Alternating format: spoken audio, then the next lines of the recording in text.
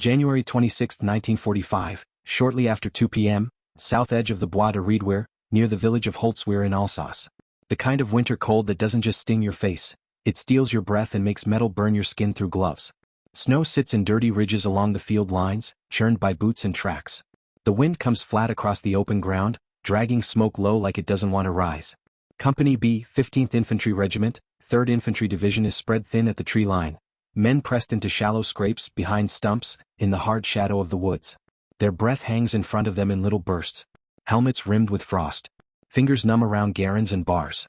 They've been moving and fighting for days through this frozen plain, trying to squeeze the Germans out of the Colmar pocket, and you can feel it in the way they stand, shoulders tight, eyes raw, the posture of people running on fumes. Out in the field ahead, the ground is almost featureless. Flat farmland broken by drainage ditches, scattered bare trees, and the occasional dark line of a hedgerow. Visibility comes and goes with the light.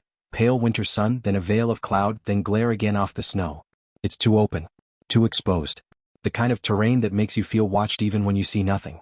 Second Lieutenant Audie Murphy is up near the forward edge, moving in quick steps between positions, crouching low, keeping his silhouette small. He's 19 years old. Thin. Compact. The kind of officer who doesn't seem like he should be in charge of anything, until you watch how the men's eyes track him, how they wait for his hand signals, how they lean in when he speaks. His face is wind-chapped, cheeks scraped raw from days of cold and stubble. There's no dramatic speech. Just clipped instructions. A quick look down the line. A calm that feels almost out of place. Then the sound hits them. Not small arms fire. Not distant artillery. This is heavier. A deep, rolling mechanical growl that starts as vibration in the ground and becomes a presence in your ribs. Tracks engines. Armor moving in from the direction of Holtsweer. Somebody whispers it first, like saying it louder might make it real. Tanks. And then the first German shapes appear through the haze. Dark slabs advancing, spaced out, moving with that slow confidence armor gets when it thinks it owns the field. Behind them, infantry, figures in field gray and winter smocks, spreading wide, using the folds of ground, the ditches, the thin lines of brush. They're not probing. They're coming in force. You can almost feel the temperature drop another degree as the reality settles on Company B. They're outnumbered. They're tired. And the enemy has decided this patch of woods is worth bleeding for. A runner slides in on his knees near Murphy, breathless, words tumbling out. Somewhere down the line, a machine gun opens up, short, controlled bursts. The German infantry answers with their own fire, and suddenly the quiet winter field is stitched with muzzle flashes that look too bright against the snow. The sound is sharp and flat in the cold air like boards cracking. Murphy gets his binoculars up for a second, just long enough to confirm what his instincts already told him. Not one tank. Not two. More. A coordinated push. The men around him wait for the order they don't want to hear. Because every soldier knows what happens when infantry holds an open ground against armor and a massed attack. You don't stand firm. You get erased. Murphy's voice cuts through the chaos, hard, decisive. Fall back. Into the woods. Now. It's not panic. It's survival. The order ripples down the line and you see it immediately. Men crawling backward, then rising into a crouched run, slipping on frozen earth, hauling each other by webbing straps. A barman drags his weapon by the bipod. A rifleman turns twice to fire, then bolts again. Someone yells for a wounded man, and two others grab him under the arms and half carry, half drag him toward the trees. But Murphy doesn't go with them. He stays near the forward edge, alone for a moment, a small figure at the boundary between cover and open death. The kind of decision that makes no sense unless you understand what he's doing. Buying time. Holding the door while everyone else gets through it. Behind him, close enough to feel the heat when you approach, sits an American M10 tank destroyer, low profile, angular, its open-top turret turned slightly off-center. The crew is inside, tense and waiting, scanning for targets. Its support, its firepower, its hope, and it's also a magnet. The Germans will see it. They will want it burning. Murphy glances back toward the woods, his men disappearing into the trees, and then forward again at the oncoming line. The German infantry is closer now, moving in waves. The tanks keep rolling, cannons searching. A crack of impact slams the air. The M10 shudders, metal ringing like a bell struck by a hammer. For half a heartbeat nothing happens, and then flame blooms from the vehicle's side, bright and violent against the gray-white world. Smoke punches upward, thick and oily, and the heat hits like an open furnace door. The tank destroyer crew scrambles, one man vaulting the turret rim, another stumbling down the hull, boots slipping on ice-slick steel. Someone yells, high and sharp, a sound that doesn't belong in a battlefield until it does. The M10 is burning. And in the frozen second that follows, Audie Murphy turns toward it, eyes narrowed against the smoke, measuring distance, measuring time, measuring the impossible. Because the Germans are still coming. And the only thing between Company B and that field full of enemy armor and infantry is one man, a radio, and a machine gun sitting on top of a vehicle that's turning into an inferno. The M10's fire isn't polite. It doesn't stay contained like a camp stove. It claws along the engine deck, licks up the side armor, and then the smoke turns thick, black rope twisting into the winter sky. The heat rolls out in waves that you can feel on your face from several yards away, even through the cold. The crew is bailing out fast. One man drops from the hull and hits the frozen ground hard, scrambling on hands and knees like the earth itself is on fire. Another slides down the side, boots skidding, jacket smoking at the sleeve. They don't look back, because men who look back at burning vehicles get hypnotized by the flames. They stop moving. They die. Murphy's voice snaps through it. Get back. Get to the woods. The crew doesn't argue. They've done what they can, and there's no heroism in staying near a machine that might explode. They run, hunched, sprinting in short bursts, until they vanish into the trees where Company B is trying to reform a line. Murphy stays in the open. And for a moment, he stands beside the burning tank destroyer like he's listening to it, like he's weighing the roar of the flames against the growl of the approaching German armor. You can almost feel the decision click into place. Not hope. Not bravery. Calculation. Because the M10, burning or not, is still a platform. Still steel. Still height. And mounted on it, above the open turret, is the .50 caliber machine gun. A weapon meant to chew through aircraft and trucks and infantry in the open. A weapon that, right now, is the only thing with enough reach and violence to slow what's coming. German infantry are already fanning out across the field, using the shallow dips in the snow, the ditches, the dead brush. Their helmets bob in and out of view. Every few seconds, a muzzle flash winks, then the flat crack of a rifle, the deeper bark of an MG42, the ugly whump of a grenade launcher. The air around the woods starts to stitch with rounds, and the trees at the edge of the line kick splinters. Murphy doesn't have time to be afraid in a normal way. Fear takes time. He moves. He climbs. Not elegantly, this isn't a movie vault. It's boots on slick steel, gloved hands finding purchase on hot edges, the smell of burning fuel and paint stinging his eyes. The M10's metal is already warming toward dangerous, and the smoke wants to blind him, but he pushes up anyway, hauling himself onto the hull and then to the turret area where the .50 is mounted. And now he's standing on a burning vehicle. Open to everything. If you're watching from the tree line, it looks insane. Like a man stepping onto a bonfire because he forgot it was a bonfire. But then the .50 comes alive. The first burst is short, testing, bracketing, then the gun settles into a rhythm. A heavy, mechanical hammering that doesn't just sound loud, it feels loud. The recoil rocks his shoulders. The muzzle blast is bright even in daylight. The tracers slash out across the snow, stitching the field with lines of light that seem to float for a fraction of a second before they vanish into flesh and earth. German figures drop. Some hit the ground and don't move. Some crawl. Some try to rise and then collapse again. The attack stutters. Not stopping, but hesitating as the lead elements realize the open ground has suddenly become a killing lane. And Murphy keeps firing. He's up there exposed, but he's also higher than everyone else. He can see the whole front like a map laid out in frost. He swings the gun left, raking a ditch line where men are trying to bunch up. He swings right, cutting down a group sprinting between bare trees. The .50's bark becomes the loudest thing in the world, and it forces the Germans to do what infantry hates most: go to ground when they need to move. But the Germans aren't only infantry. The tanks, dark shapes, slow and steady, keep edging forward, their commanders scanning, their guns searching for the source of the fire. A shell punches into the earth nearby, throwing up a burst of dirt and snow that patters down like gravel. Another impact hits closer, ringing the air with that metallic crack of fragments. Murphy's boots shift. He steadies himself against the gun mount. And then he reaches for the radio. The handset is cold and slick in his glove. The cord tugs as he brings it to his mouth. He can't speak calmly now because the battlefield won't allow calm. The roar of the .50, the crack of enemy fire, the hiss of the burning M10, everything is trying to drown him. But his voice cuts through anyway. He calls for artillery. Not vague. Not, somewhere out there.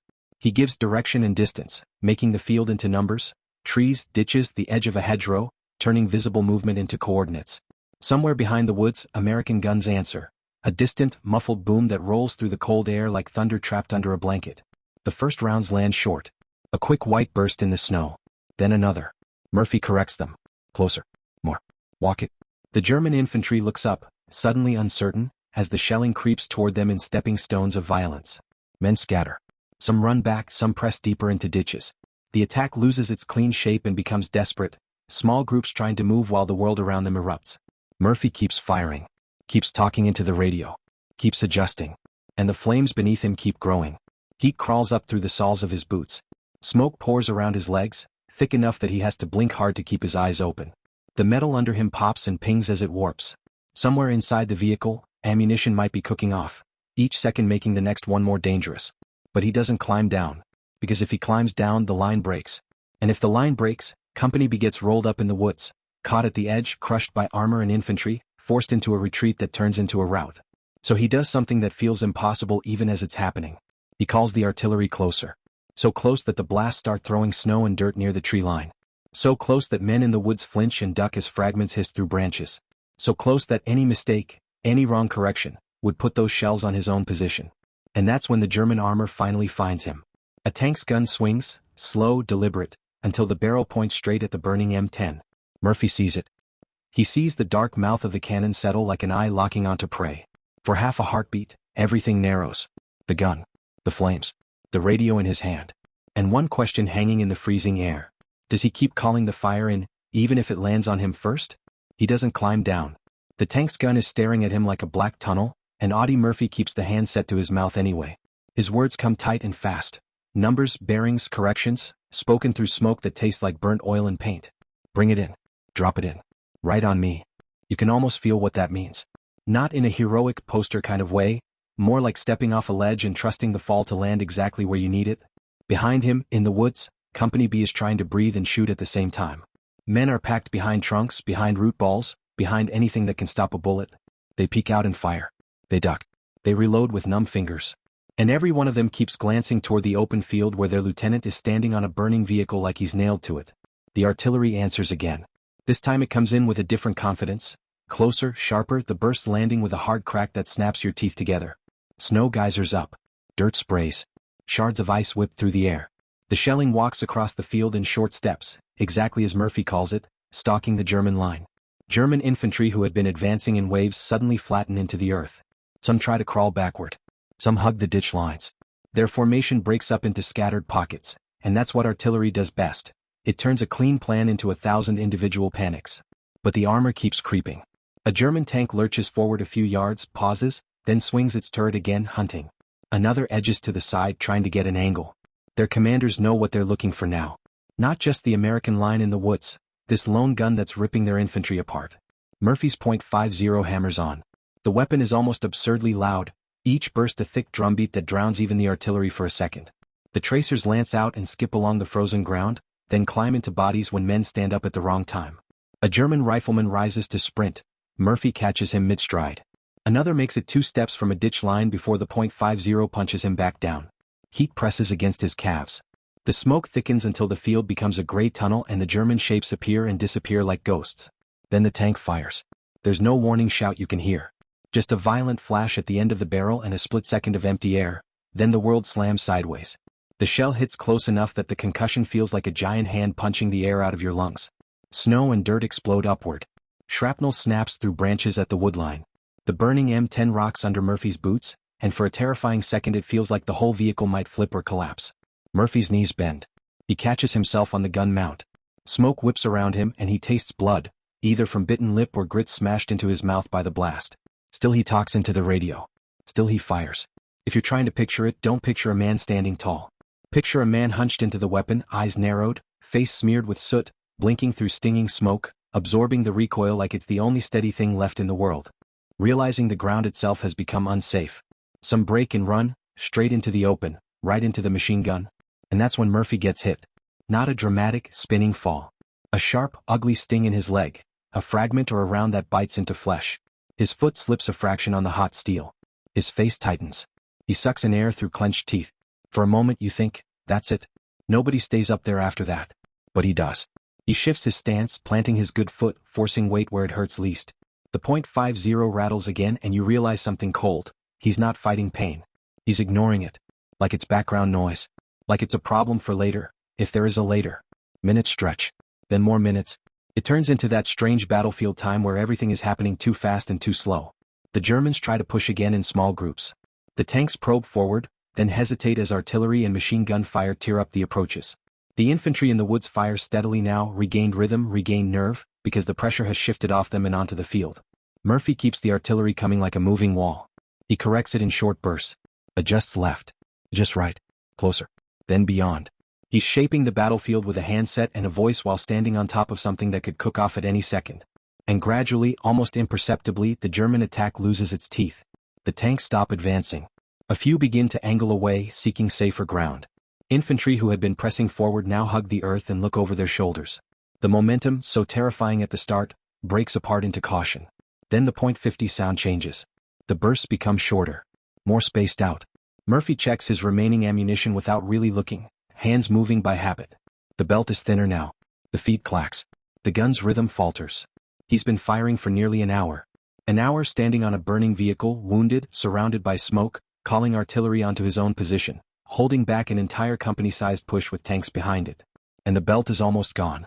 The burning M10 pops again, something inside it cracking as the heat eats deeper. A fresh surge of flame licks up near the turret. The smoke thickens into a choking curtain. Murphy's eyes flick toward the woods. His men are there, waiting, watching him like he's the hinge of the whole fight. He could climb down now and disappear into cover and nobody would call it cowardice. Or he could do the one thing that seems even more impossible than what he's already done. He could go back to them and push forward. Because stopping an attack is one kind of victory. But turning it into a counterattack? That's how you break the enemy's belief that they own the field. Murphy fires another short burst. Then the gun clicks empty. For the first time in an hour, the .50 goes silent. And in that sudden quiet, you can hear the German machine guns again. You can hear the engines of the tanks. You can hear the battlefield inhale as if it's about to decide who moves first. Murphy lowers the smoking barrel, grabs his weapon and looks toward the woods. Then he steps off the burning tank destroyer.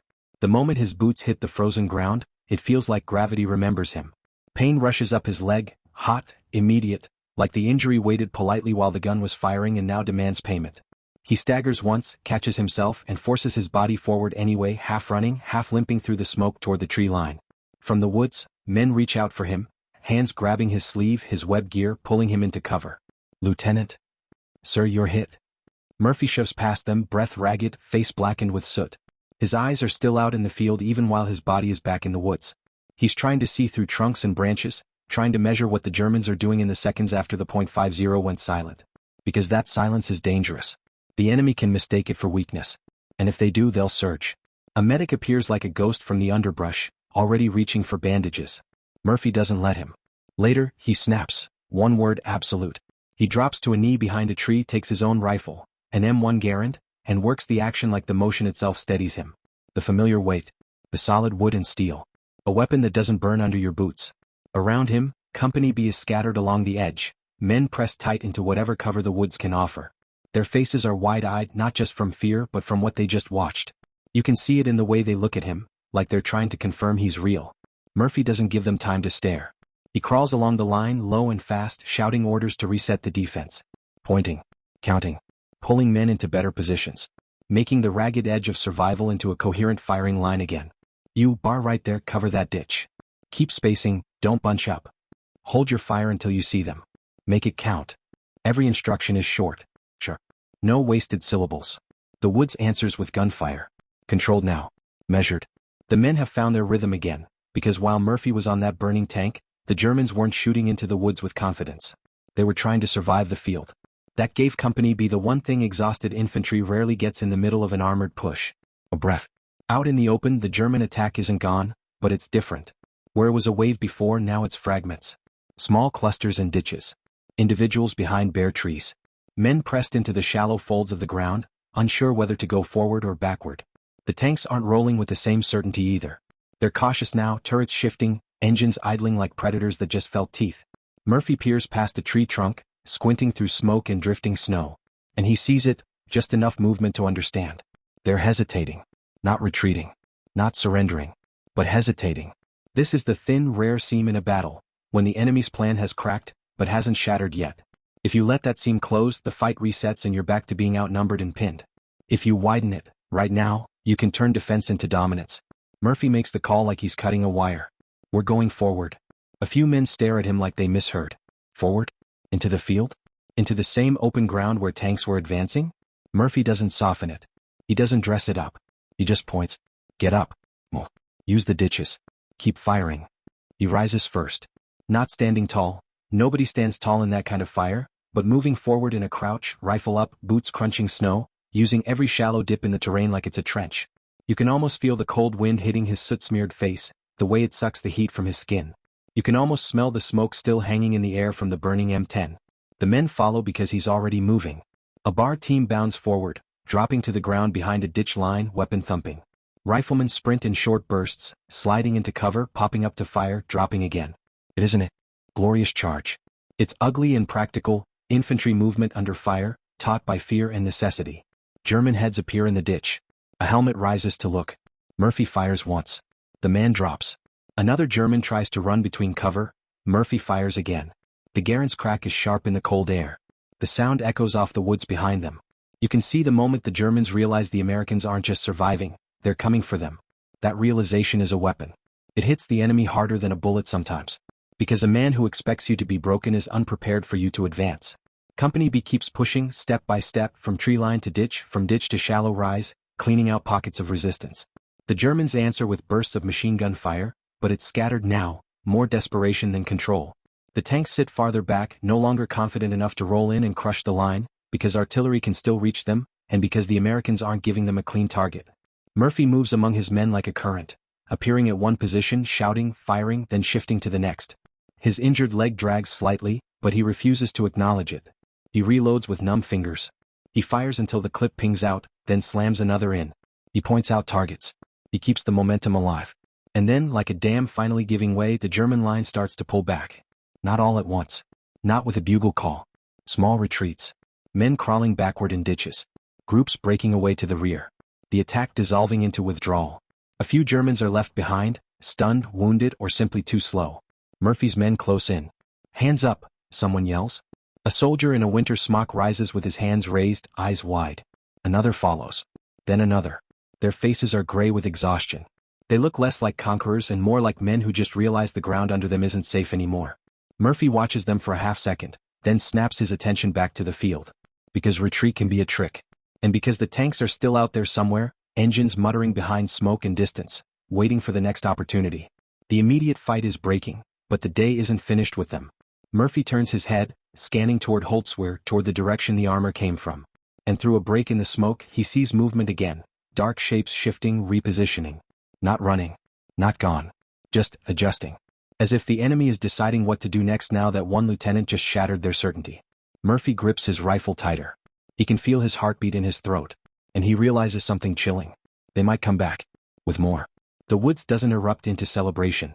Just listens. After an hour of noise, machine gun thunder, artillery bursts, tank blasts, silence feels wrong, like your ears are waiting for the next punch. Men keep their rifles shouldered. They don't stand up straight. They don't move in the open. They watch the field through bare branches, eyes following every wisp of smoke like it might hide a helmet. Somewhere out there, an engine coughs. A tank shifting position. Then another sound, faint, metallic, hollow. Track links turning slowly on frozen soil. Not charging. Not pushing. Just backing away carefully, like the armor itself doesn't want to admit it's leaving. A rifleman beside Murphy whispers, barely audible. They're pulling out. Murphy doesn't answer. He just stares forward, jaw clenched, making himself believe it with his eyes. The German infantry is breaking contact in pieces. Men sliding out of ditches, hunched low, sprinting in short bursts toward whatever cover they can find, then dropping again. A few are dragging wounded by webbing straps, boots scraping through snow. Others crawl on elbows, too terrified to stand. And every time one of them rises, American rifles crack. Single shots, controlled. No wasted ammunition. No mercy from distance. This is how you survive in open ground. Then the field settles into a new shape. Bodies that don't move. Abandoned weapons half buried in snow. Dark patches where artillery chewed the earth into mud. And off to one side the M10, still burning, smoke boiling up in thick black sheets that smear the winter sky. The tank destroyer looks like a wreck from a nightmare. The fire has eaten its paint down to bare, ugly metal. The open turret is a black mouth. The .50 caliber mount is still there, tilted slightly as if it's tired now. Every few seconds the heat inside pops and snaps. Sharp little explosions that make men flinch instinctively. Nobody gets close to it. Not yet. Murphy finally exhales. And that's when his body tries to fold. The adrenaline that kept him upright begins to drain out like water through a torn canteen. His leg throbs so hard it feels like it has its own heartbeat. His hands, those hands that fed belts into a machine gun and held a handset steady while artillery walked in, start to shake, small tremors that he can't stop. A medic drops beside him, already tearing open a bandage packet with his teeth. Murphy tries to wave him off again. The medic ignores him. No sir. Not this time. He grabs Murphy's trouser leg and pulls the fabric up, and you see the wound properly for the first time. Blood dark against winter cloth, a nasty tear where a fragment ripped in. Not the kind of wound you shrug off forever. The medic presses gauze hard, wraps it tight, hands moving fast, practiced, grim. Murphy's face doesn't change much. It's almost worse than if he screamed. He just stares out at the field while the bandage goes on, eyes flat, like he refuses to fully come back into his own body yet. Around them, Company B starts to do what infantry always does after surviving something it shouldn't have survived. They count. They check. They move along the line calling names. Riley. Here. Gomez. Pause. Then again louder. Gomez. No answer. A sergeant swallows hard and keeps going, trying not to look like he already knows. Men step out carefully now, using the ditches for cover, moving in pairs. One covers while the other runs. They approach the first German bodies with rifles ready, not because they want to shoot the dead, but because the battlefield has taught them not to trust stillness. A German soldier lies half on his side, eyes open, staring at the winter sky like he's watching snow fall. Another is face down in a drift, one boot missing. There are broken ammo pouches and scattered clips. A steel helmet with a torn strap sits alone like it's been placed there. Murphy's men find prisoners too, shaking, soot-streaked, hands high, eyes flicking everywhere. They look stunned, not proud. These are the ones who got caught in the collapse, the ones who didn't retreat fast enough. They speak fast German, pleading, explaining. An American rifleman doesn't understand the words, but he understands the tone. Back, the rifleman says, gesturing with his muzzle. Move. The prisoners obey. One of Murphy's NCOs comes up, breath steaming, eyes bright with that aftershock energy. Sir, we got a handful. And there's more out there, dead. A lot more. Murphy nods once like the number doesn't matter. But it does matter to the men. Because numbers are proof. Proof that they didn't imagine it. Proof that one lieutenant didn't just stand on a burning tank destroyer for nothing. From deeper in the woods, an officer pushes forward, mud on his boots, face tight with concern. Battalion staff, maybe, or a commander coming to see the damage with his own eyes. He looks past the line, past the smoking M10, past the scars in the field, then back at Murphy, soot-blackened, bandaged, still gripping his rifle like it's part of him. For a second the officer just stares. Then his voice comes out low, almost disbelieving. Murphy, what in God's name happened here? Murphy finally turns his head. And in that moment you can see how young he really is. 19, exhausted, face carved by cold and smoke and an hour of impossible decisions. He doesn't give a speech. He doesn't dramatize it. He says it like it's the simplest thing in the world. They came in hard. We held. The officer looks past him again to the field. Held? He repeats like the word doesn't fit what he's seeing. Behind them, the M10's fire surges and then coughs, sending a fresh wave of smoke across the open ground. The wind shifts, carrying the smell, burnt fuel, scorched paint, cordite, disturbed earth. It's the smell of a battle that should have ended differently. Men keep scanning the distance, still half expecting the tanks to roll back in. And that's when a runner appears, stumbling through the trees with a message. Paper in hand, breath ragged, eyes wide. He looks at Murphy first like he's been told to find him specifically. Lieutenant, the runner says, swallowing hard. They want statements. Right now. Names. Witnesses. They're writing it up. Murphy blinks once, slow. Statements. Witnesses. Writing it up. Those words belong to paperwork in headquarters and medals. But out here in the frozen woods, all Murphy can see are the gaps in the line where men didn't answer when their names were called. He grips his rifle a little tighter. And you can feel the next shift coming, because whatever happens after this fight isn't going to stay in these woods. The runner's paper flaps in the wind like it's trying to escape what it's carrying. Statements. Witnesses. Names. Words that belong to offices and carbon copies. Not to a freezing treeline where men are still watching the field like it might bite them again. Murphy takes the sheet with a hand that's finally starting to feel heavy. Not from the cold. From the come down. His fingers are black with soot, the creases of his knuckles packed with grime and oil like he's been working inside a machine. He scans the paper once, then looks up. Who's asking? He says.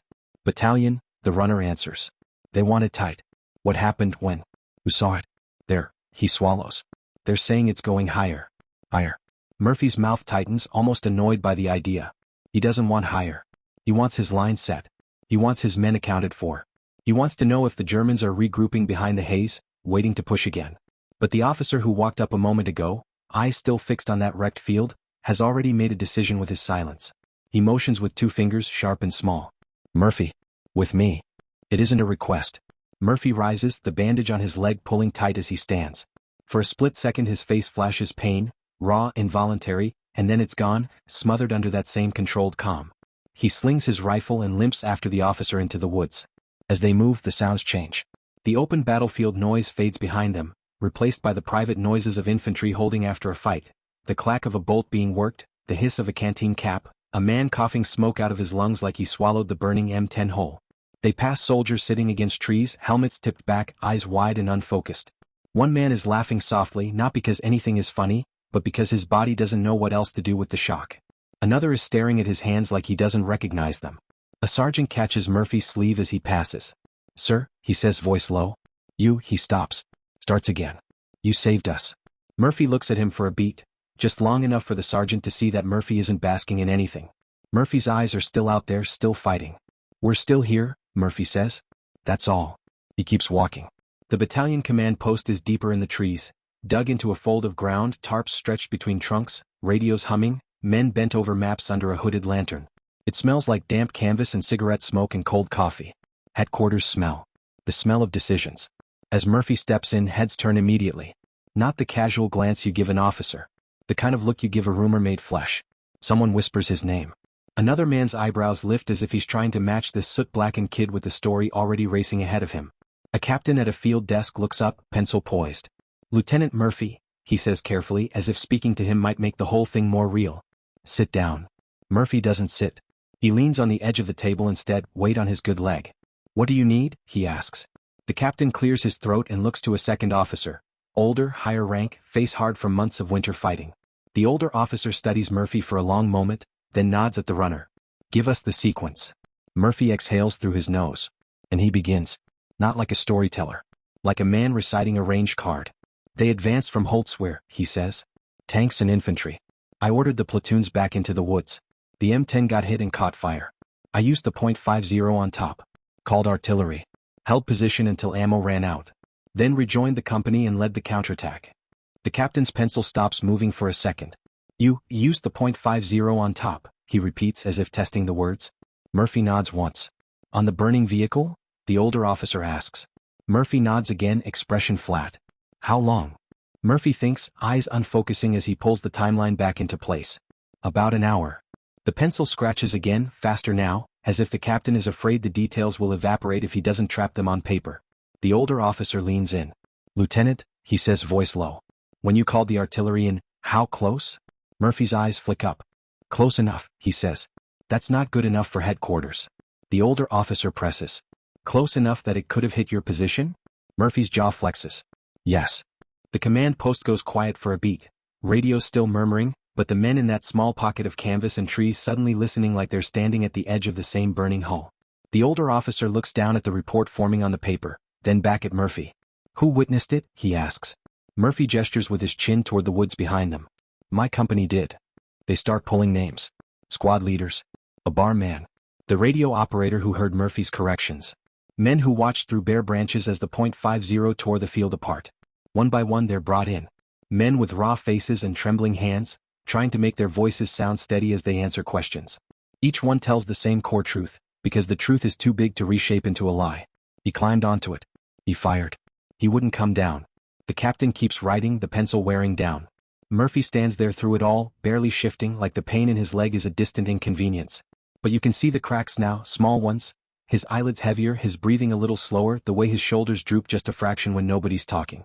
And then, after the third witness, the older officer finally sets the paper down. He looks at Murphy the way a man looks at a puzzle he didn't expect to see in the middle of a war. "Do you understand," he says, "what you're being recommended for?" Murphy blinks. He almost looks irritated. "I understand," he says carefully. "We held." The older officer's mouth tightens into something like respect, and something like disbelief. "This," he says, tapping the paper, "doesn't read like 'we held.' This reads like 'one man stopped the company.'" Murphy doesn't answer. Because what do you say to that? Outside the canvas, the wind pushes through the trees, carrying the distant smell of smoke. Somewhere in the field, the M10 is still burning down to its bones. Somewhere beyond that, the German line is still out there, wounded, angry, and not finished with the war. The older officer finally nods at the medic hovering near the entrance. "Get him looked at properly," he orders. And then, he pauses, eyes still on Murphy. "Lieutenant, you're not going anywhere until division hears this." Murphy shifts his weight, and you can see the moment he realizes something unsettling. He didn't just survive an hour on a burning tank destroyer. He created a story the army can't ignore. And stories, especially the kind that lift morale and fill newspapers and become symbols, have a gravity of their own. Murphy's gaze flicks back toward the woods, toward his men, toward the field. Because out there, none of this is a story. It's still a front line. And if the Germans decide to come again before the paperwork catches up, he'll be needed in the same place that made the legend. Murphy steps back out into the trees and the cold hits him like a slap. Inside the command post it was lantern light and canvas and murmuring radios, almost civilized. Out here it's raw winter again. Wind threading through bare branches, snow crusted over boot prints, the bite of smoke still hanging low where the M10 continues to burn somewhere beyond the woodline. A medic falls in beside him, more determined now, hand hovering like he's afraid Murphy will sprint away again. "Sir, you need to get to the rear," the medic says. Murphy keeps moving. He limps, but he moves with the same stubborn pace, eyes scanning through the trunks toward the open field. He's not looking at the past hour. He's looking at the next 10 minutes. Because that's what keeps men alive. In the shallow hollows under the trees, Company B is still in its fighting shape. Rifles forward, bar teams set, ammo redistributed, wounded tucked into cover. No one is lounging. No one is exhaling fully. They've all learned a hard lesson out here. Quiet can be a setup. A sergeant spots Murphy and starts toward him, then stops short like he doesn't want to get too close, like the soot on Murphy's face might rub off and drag him back into that moment. The sergeant's mouth opens, closes. "Sir," he begins. Murphy nods once. "How's the line?" Murphy asks, already past the emotion. "Set," the sergeant answers. "Best we can. We got gaps." He swallows, eyes flicking away toward the trees where the names didn't answer. Murphy doesn't push it. Not yet. He edges up to a spot where he can see the field through a break in the trunks. The smoke from the burning M10 has shifted and thinned, but it hasn't vanished.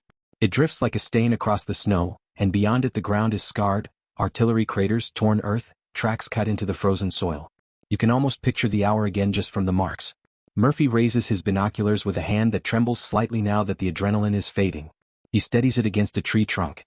Out there, beyond the ruined approaches, there's movement, small, cautious shapes. German infantry? Stragglers? A patrol testing to see if the Americans are still awake? Murphy watches for a long, tight moment.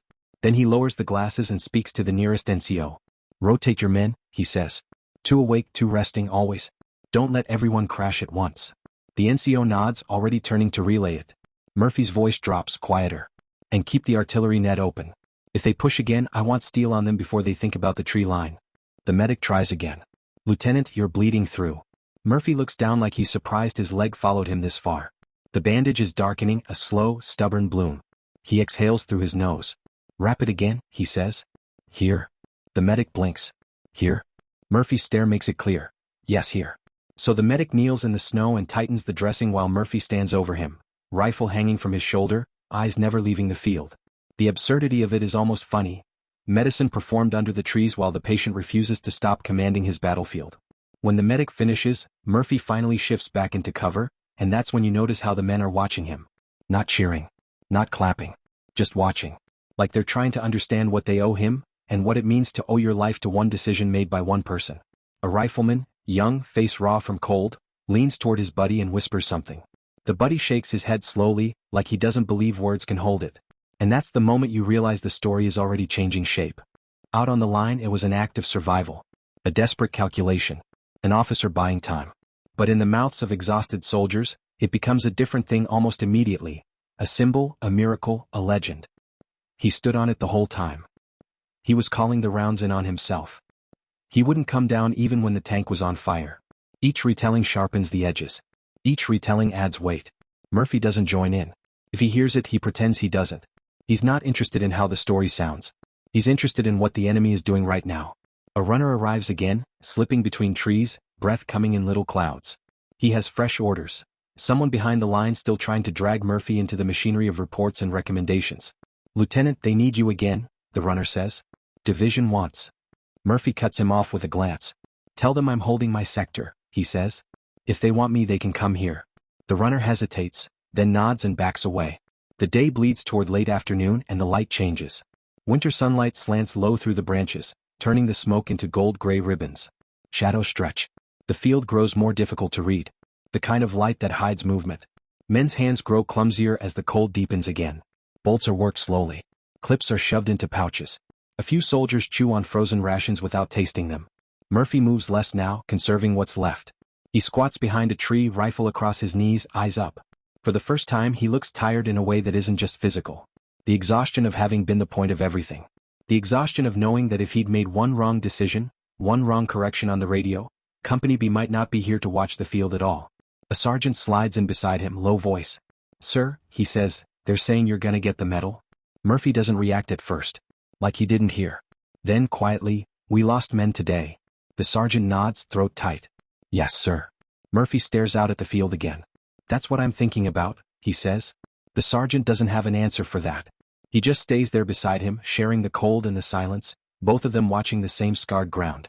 And then, faint at first, almost imagined, a sound returns. A low vibration. A distant mechanical growl. Tracks. Engines.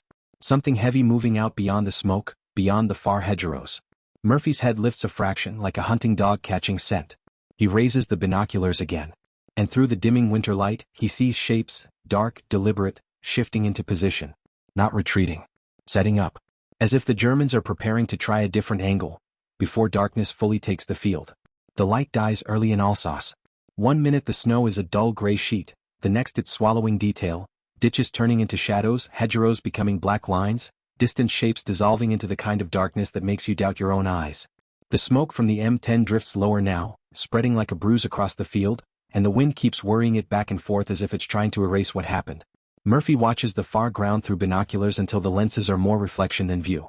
Then he lowers them. He doesn't say, "Here we go." He doesn't need to. The men can feel it. That old sensation, like the air tightening just before a punch lands. Somewhere out beyond the hedgerows, engines mutter again. Not a full advance. Just movement. Repositioning. The kind of sound that says the enemy isn't gone, just thinking. Company B has done what it can. The line is set. The bars are placed where they can cover the ditch approaches. Riflemen are spaced so a burst won't take 3 at once. A few men have been rotated back to catch minutes of rest. But rest out here is just closing your eyes while your hands still grip your weapon. Murphy squats behind a tree with his rifle across his knees, the bandage on his leg tight enough to ache. His breathing is steadier now, but his body is heavy, like he's wearing wet wool inside his skin. Every so often he flexes his fingers, forcing feeling back into them. You can almost sense what he's fighting now. Not the Germans. The crash afterward. The collapse. Because if he collapses, the men will feel it, even if he never says a word. A sergeant crawls in close, voice low. Sir. Patrol says they heard voices out there. German. Close. Murphy's head turns slightly. Where? The sergeant points into the darkness, toward a shallow drainage ditch that snakes toward the woods like a black vein. Murphy stares at it. That's the new angle. Not a bold armored shove. Not a wave in daylight. A crawl. A seep. Infantry probing forward under cover of night, trying to get close enough to drop grenades into the treeline, to force the Americans to fire wildly and reveal positions, to break the line from inside the dark. Murphy lifts his chin. Tell the bar on the right to watch that ditch. 2 riflemen behind him. No one fires until they see movement. If they hear it, they wait. The sergeant hesitates. Sir, if they're close. If they're close, Murphy says, voice flat, we make them closer. The sergeant nods and slips away. Murphy leans toward the nearest radio man and murmurs into the handset, quiet enough that only the radio hears him. He doesn't call artillery right away. Not yet. Artillery is a sledgehammer. It will light up the night, and once the Germans know exactly where Company B is, they'll bring everything they have. So Murphy waits. It's a strange kind of waiting, active, predatory. Listening to the snow. Listening to the wind. Listening to the faintest rustle that doesn't belong to a branch. The men's eyes do the same thing. They look, then they listen, then they look again as if sight and hearing might agree on something. A minute passes. Then another. Then out in the darkness, a soft metallic click, barely audible. A canteen cap? A rifle sling buckle? Some tiny mistake made by a man who's freezing and scared and trying to be silent while his heart pounds in his ears. Murphy's gaze locks on the ditch line. He raises one hand, palm down, and holds it there. So, wait. The ditch is a long black cut in the snow, and for a second it looks empty. Then it moves. Not a whole body. Just the rise of a helmet edge. The faint outline of a shoulder. A smear of white cloth against darker ground. A German soldier, crawling forward on elbows, using the ditch as cover, trying to get within grenade range. Murphy doesn't shout. He fires once. The Garen's report is violent in the quiet, a hard crack that echoes off the trees. The German shape jerks and collapses back into the ditch like a puppet with the strings cut. For half a heartbeat, the field is silent again. Then the darkness erupts. German rifles snap from the ditch line, short bursts, panicked and angry. An MG-42 barks somewhere farther back, the sound like tearing canvas raking the treeline. Branches shatter. Bark jumps. Men in the woods duck and curse, hugging the dirt. Murphy's hand chops downward again. Hold your fire, pick your targets. You can't stop them all. Some soldiers will shoot at shadows. That's what fear does at night. But his voice, sharp and certain, pins the line to discipline. A bar opens up on the right, heavy and steady, pouring fire into the ditch mouth. The recoil thumps through the frozen air. Tracers streak low, skipping off the snow, then vanishing into the dark cut of earth.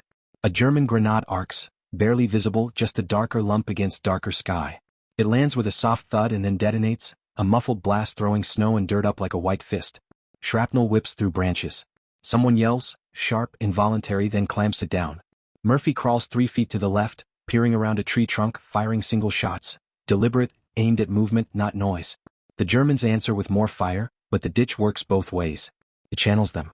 It traps them in a lane. He leans into the handset now. Fire mission, he says, voice low and deadly calm. Ditch line 200 yards out. Repeat, ditch line. The reply crackles back. Murphy gives the correction like he's placing a blade. The first shells land with a distant whump, not on the tree line but beyond it, walking toward the ditch mouth. The ground trembles. The snow flashes white with each burst, lighting the field in strobing glimpses. A helmet here, a crawling body there, men flattening like insects. And in those flashes you see something worse. Farther back, beyond the infantry, there's a larger silhouette moving. A tank. Dark hull against darker night, creeping along the field's edge where the ground is firmer, turret angled as if searching for the muzzle flashes in the trees. Murphy's mouth tightens. The Germans didn't come back the same way. They came back smarter. Infantry to probe and fix the Americans in place, and armor to punish them once they revealed themselves. Another artillery burst lights the field and the tank's outline becomes clear for a split second. Tracks, turret, the blunt geometry of armor that doesn't care about courage. Murphy watches it, heart steady in his chest in a way that almost doesn't feel human anymore. He knows what happens if that tank gets close enough to rake the tree line with high explosive. He also knows what his men just used up in daylight. Ammo. Nerve. Flux. Murphy brings the handset to his mouth again, eyes still on that moving silhouette. And as the tank's turret begins to turn, slow, deliberate, hunting the exact patch of woods where his voice is coming from, Murphy makes a decision that will either save the line again, or finish what the burning M10 started. Murphy doesn't key the radio immediately.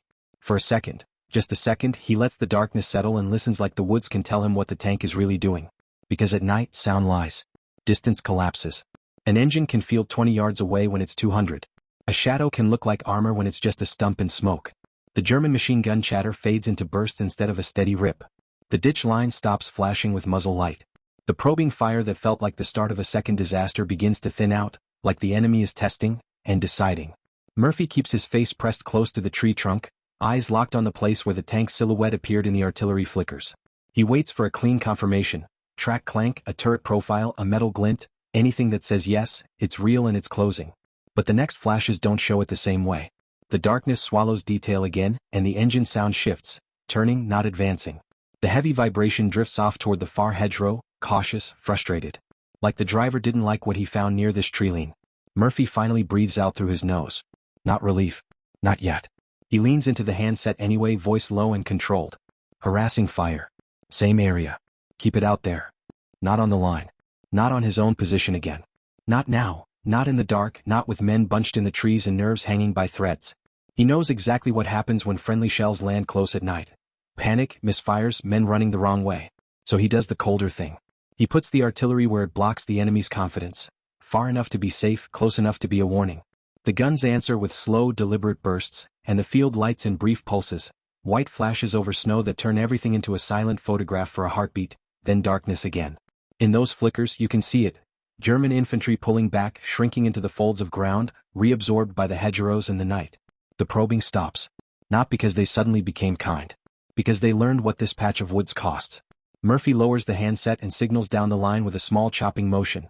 Tight, controlled. Cease fire unless you see it, he says.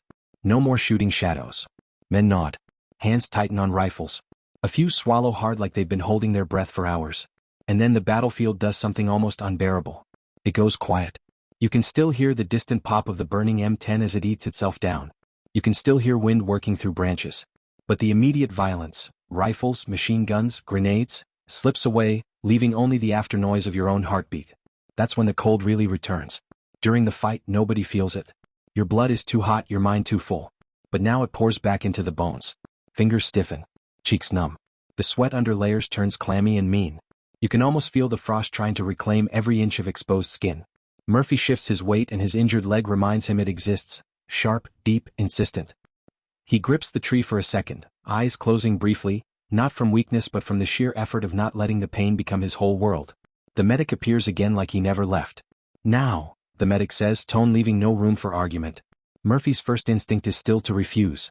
His body is trained that way, mission first, self later. But he looks down the line, sees the men holding, sees the sergeants doing their jobs, and for the first time all day he accepts something simple. They can hold without him for 5 minutes. He nods once. The medic kneels, tightens the dressing again, checks for bleeding, checks for shock. He's fast, efficient, gentle in a way that doesn't feel gentle. More like competent.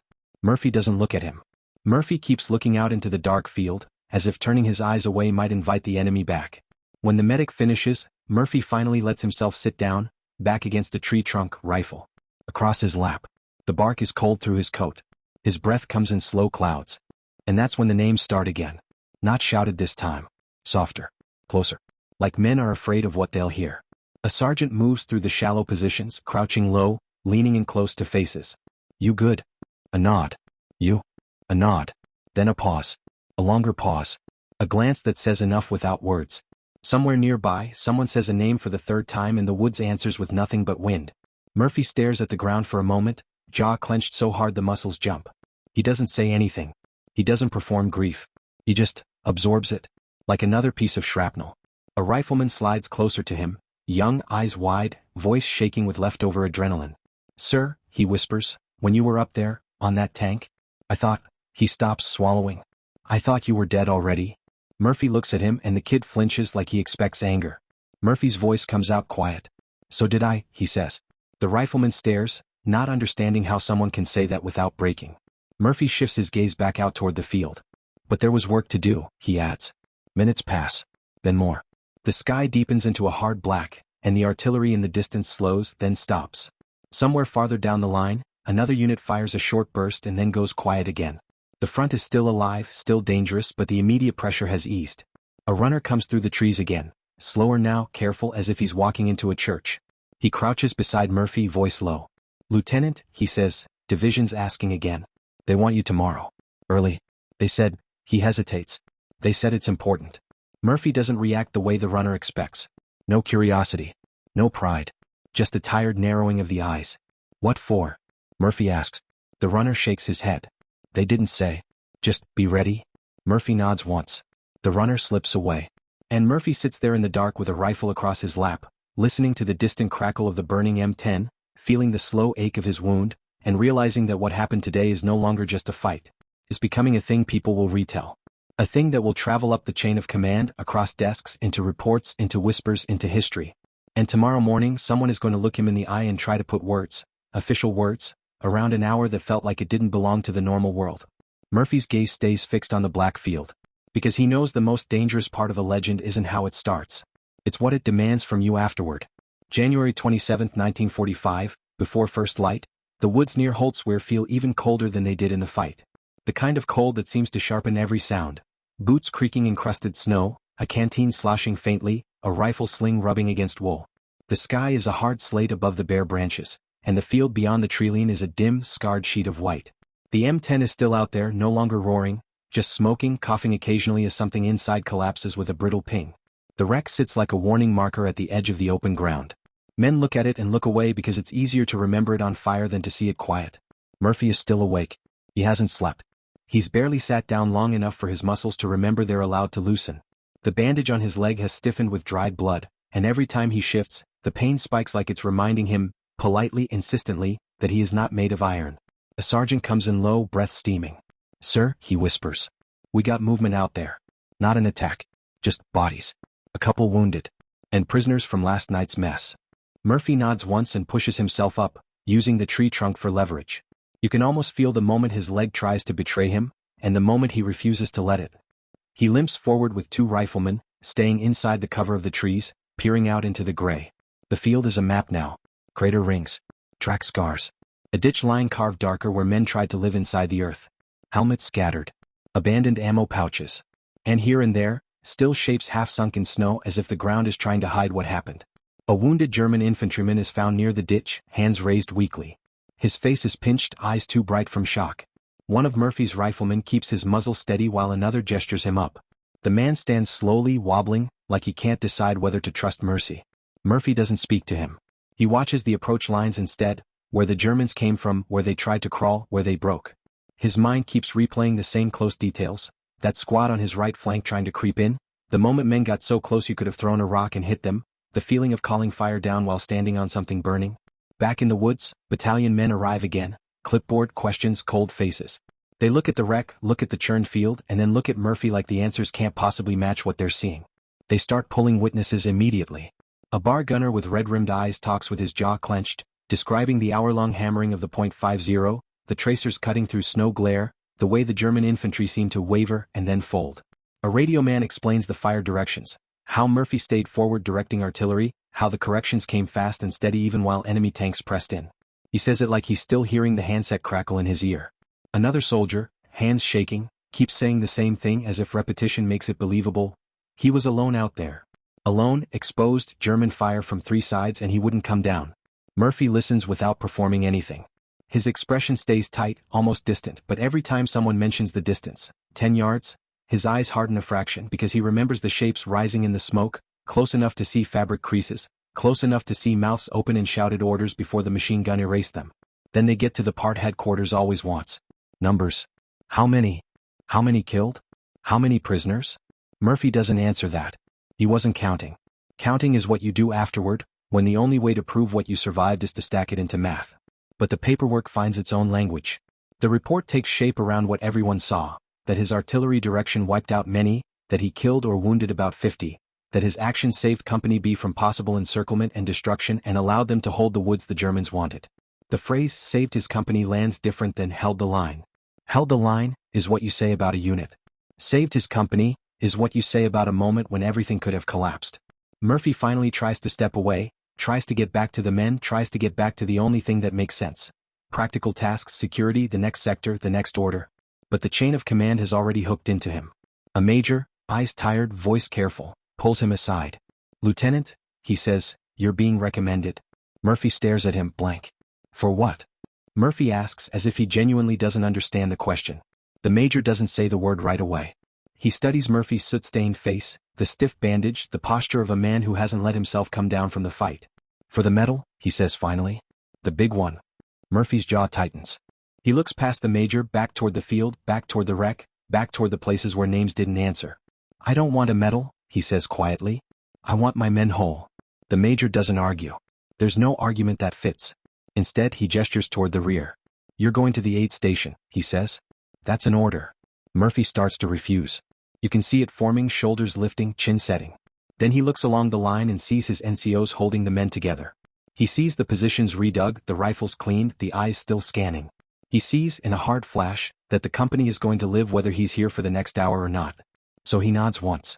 And as he limps toward the rear, each step a sharp reminder. He passes men who won't meet his eyes because they don't know how to talk to someone who just became a story. Murphy keeps his gaze forward. Because he can feel it now, the thing the major didn't say out loud. Once the army decides your hour becomes a symbol, it stops belonging only to you. And somewhere up the chain, far from these trees, someone is already deciding how big this story needs to be. June 2, 1945, an airfield near Werfen, Austria. The war in Europe is over, but the air still smells like engines and dust and uniforms that have been worn too long. The mountains sit back from the runway like silent witnesses. The sky is bright, almost offensively clean. No smoke, no artillery haze, no winter cloud pressing down. Murphy stands in formation in a dress uniform that feels strange on his body, like it belongs to someone else. The cloth is crisp. The boots are polished. The world is too quiet for what he remembers. A few men nearby murmur his name the way soldiers murmur about ghosts, half pride, half disbelief. Everyone here has heard it by now. Holtsweer, the burning tank destroyer, the machine gun, the artillery called in close, the hour where one man stood forward while a company pulled back and survived. Lieutenant General Alexander M. Patch 3 steps forward for the presentation. The ceremony is formal, words measured, movements practiced, but you can feel the weight of it anyway. Murphy's stomach knots in a way that has nothing to do with fear of bullets. This is a different exposure. This is being seen. Patch reads the citation details like they're steel rods. 6 tanks, waves of infantry, Murphy ordering his men back, remaining forward, directing artillery, climbing onto the burning tank destroyer, firing alone and exposed, fighting until ammunition was exhausted, then organizing the counterattack that forced the Germans to withdraw. The words are official, but Murphy's mind keeps cutting back to the unofficial reality. The taste of smoke in his mouth, the way his boots felt on hot steel, the moment he realized Germans were within 10 yards, close enough that the line between enemy and human becomes a terrifyingly short distance. Patch lifts the ribbon. For a second, the blue cloth catches the sunlight and looks almost unreal, too bright for something earned in that kind of winter mud and fire. Murphy feels the metal settle against his chest. It's heavier than he expected. Not physically, though it has weight, but because it locks the story into place. It makes it official. It makes it permanent. There are photos, salutes, hands shaken. The kind of ritual that makes the army feel like an institution instead of a collection of exhausted men trying to survive the next hedgerow. Murphy keeps his face steady because soldiers are trained to keep their faces steady. But inside, you can almost feel him resisting the label forming around him. Hero. Legend. Words that sound clean, words that don't include the cost. After the ceremony, someone asks him the question he'll hear for the rest of his life. Softly, casually, like it's curiosity. Why did you do it? Why climb up there? Why not pull back like everyone else? Why stand on something burning knowing it could blow? Murphy looks at the man for a long moment. The airfield wind tugs at his uniform. A bird calls somewhere near the runway. Everything is peaceful in a way that feels wrong. And then his answer comes out simple, almost flat, as if the truth doesn't need decoration. They were killing my friends. That's it. Not ideology. Not glory. Not speeches. Friends. The people whose names you call in the woods. The people who don't answer. The people you carried in pieces of memory across months of fighting. Murphy turns slightly, eyes drifting past the airfield, past the mountains, past the clean sky. Because even here, with the metal on his chest, his mind still lives in a freezing patch of woods in France where smoke dragged low over snow and a tank destroyer burned like a lighthouse for death. And the strangest part is this. No matter how many hands he shakes today, no matter how many photographers capture the moment, the hour that made the medal will always feel more real than the ceremony that explains it. Years later, people will talk about Holtsweer like it was destiny. Like the battlefield was waiting for one man to step forward and become a hinge. But in the moment, back in that January cold, nothing felt like destiny. It felt like exhaustion and math and fear, like a company stretched thin in open ground against tanks and infantry, like a lieutenant making a decision fast enough to keep his men alive. Company B didn't remember it as a legend first. They remembered it as a sound. The .50 caliber hammering out of smoke so loud it drowned out everything else. The artillery bursts walking in as if an invisible hand was pushing the German line back across the snow. The sudden quiet when the belt ran dry, and the terrifying thought that the enemy might surge right then, right into the gap. They remembered the smell. Burning fuel. Burning paint. Cordite. Wet wool. The sharp sting of frozen air in the lungs after shouting too long. They remembered how small he looked from the tree line. A lone figure on a burning vehicle, not posing, not dramatic. Just working, just refusing to give an inch because giving an inch meant the woods would fill with Germans and the company might be cut off and destroyed. And they remembered what happened after.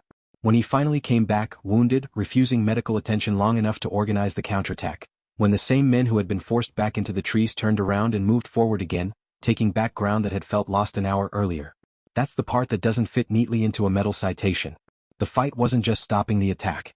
It was the moment the company's belief came back online. The moment fear stopped being the commander and became just another thing you carry while you do your job.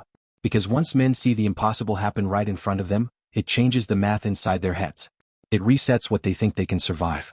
The army made Murphy's hour into an official story, citation language, presentation dates, airfields, generals. But the men who were there carried a different version. A version with shaking hands and frozen fingers and the sick certainty that the field was about to swallow them. A version where the difference between we held and we broke was one decision made in smoke. And maybe that's why the moment never really belonged to the medal. Because medals are neat. They're meant to fit on uniforms and in museums and in sentences. Holtsweer wasn't neat. It was a brutal, close thing.